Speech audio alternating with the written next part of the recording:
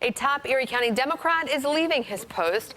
Len Lenihan announced he will retire as Democratic Elections Commissioner in March. News 4's Dave Graber spoke with him about his decision.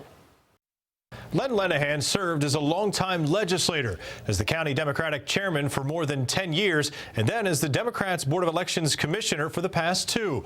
But more important than all of the posts that he's held over the years is the passion with which he's held them.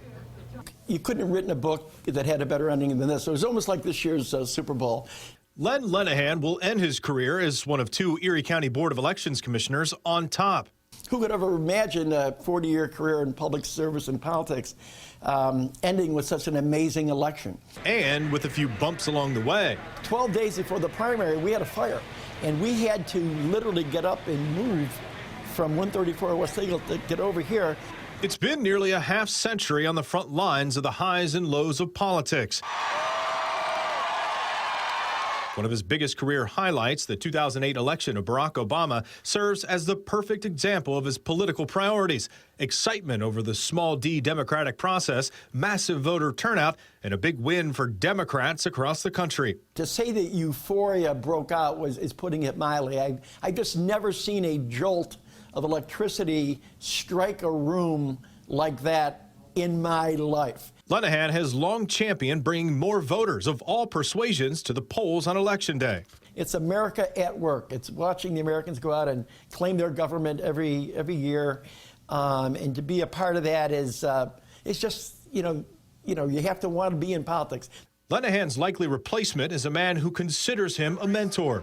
Erie Democratic Committee Chairman Jeremy Zellner. Zellner says he would maintain his post as the committee chairman, but forego the $70,000 a year salary. When the Erie County Democratic Committee was split, when we had ethical challenges with the past regime, this party looked for a community leader with a strong record of service, and they got it with Len Lenihan.